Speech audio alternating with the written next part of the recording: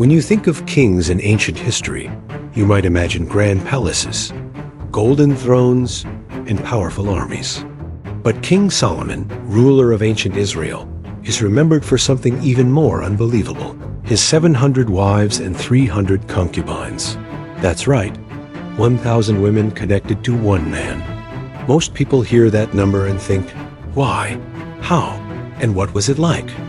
But what's even more shocking is what Solomon actually did for, and because of, these wives, and how it changed the entire history of Israel. This is not a fictional love story.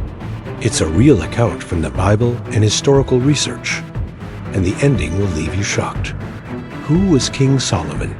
Solomon was the son of King David and Bathsheba. He ruled Israel around 970 BCE and was famous for his incredible wisdom, unmatched wealth, and his ability to make political alliances. When Solomon first became king, he had a close relationship with God.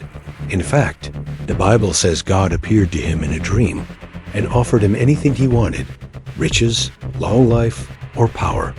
Solomon didn't choose any of those. Instead, he asked for wisdom to lead his people well. God was so pleased with his answer that he gave him wisdom and the other blessings, wealth and honor greater than any other king. But even the wisest man in history had his weaknesses, and one of them was women. Why 700 wives? In ancient times, royal marriages weren't just about love. They were political tools. Kings married daughters of other kings to form alliances, secure peace treaties, and expand trade. Solomon married princesses from Egypt, Moab, Ammon, Edom, Sidon, and many other nations. Each marriage brought political benefits: more power, more trade, more influence. The more wives he had from different nations, the fewer enemies he had. But it didn't stop at 700 wives. Solomon also had 300 concubines, women who were part of his household, but not officially wives. In total, 1,000 women lived in his palace. It is important to understand, this was not unusual for powerful kings of the ancient Near East. What was unusual was the sheer number. Solomon was on another level entirely. The problem with so many wives, the Bible makes it clear that Solomon's marriages were not just political. They were also spiritual compromises.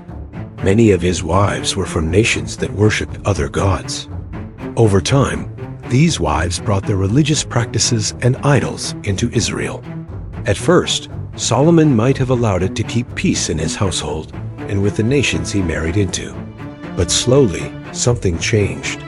He didn't just tolerate their worship, he began to participate in it. The Bible says in 1 Kings 11-4, as Solomon grew old, his wives turned his heart after other gods, and his heart was not fully devoted to the Lord his God. This was the beginning of his downfall. What Solomon actually did for his wives, one of the most shocking things Solomon did was build high places, places of worship, for the foreign gods his wives served. This wasn't just about letting them pray in private. He ordered the construction of temples, shrines, and altars for gods like Chemosh, Moloch, and Ashtoreth. This meant that in Jerusalem, the city of God, there were now sacred sites for idols that were specifically forbidden in God's law. Imagine the wisest man on earth, the one who built the holy temple of the Lord, also building altars for false gods because of his wives. That's how deeply their influence affected him. How this changed Israel forever, because Solomon turned away from God in his later years. God declared that his kingdom would be torn apart. Not during Solomon's lifetime, but in the days of his son. After Solomon's death, the kingdom split into two, the northern kingdom of Israel and the southern kingdom of Judah. This division led to centuries of conflict, invasions, and eventually the destruction of both kingdoms. The political alliances that Solomon built through his marriages may have worked for short-term peace, but they caused long-term spiritual and national disaster. Did Solomon love all his wives? With 700 wives, it's hard to imagine Solomon had a deep personal relationship with each one. The Bible does mention that he loved some deeply. For example, the Song of Solomon is often seen as a poetic love story between him and a particular wife, possibly an Egyptian princess. But the marriages were mostly strategic, and the concubines were symbols of wealth and status.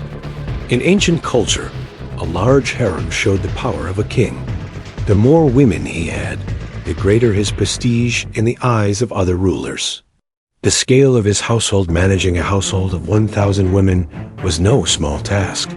Solomon's palace complex was massive, and each wife likely had her own servants, quarters, and guards. Feeding, clothing, and caring for this many people would have required huge amounts of resources. The palace was more than just a home.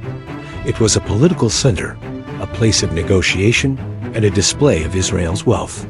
Foreign dignitaries visiting Solomon would see the scale of his court and be impressed or intimidated. Wisdom vs. weakness. Here's where the irony hits. Solomon's wisdom was legendary.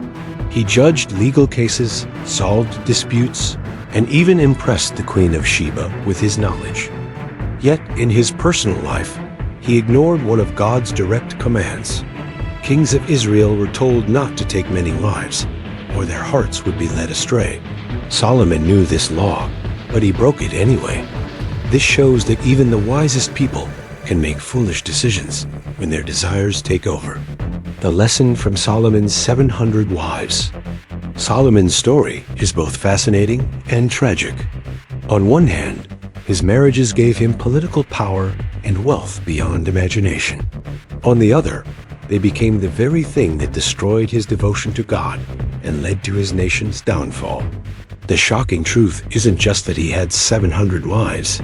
It's that he was willing to compromise his faith and principles to keep them happy and maintain political ties. Modern parallels. Today, we might not see kings with hundreds of wives, but we do see leaders and powerful people making compromises for the sake of alliances, popularity, or wealth. Solomon as life is a warning that no amount of power or wisdom can protect you if you ignore your values. So what did King Solomon do to his 700 wives? He gave them palaces, servants, and influence. He allowed them to bring their gods into Israel. He even built temples for those gods in the holy city. In doing so, he turned his own heart away from God, and that decision changed the course of history. His marriages, meant to bring peace, ended up planting the seeds of division and destruction for the kingdom he built. It's a reminder that even the greatest wisdom can't save you from the consequences of ignoring what's right.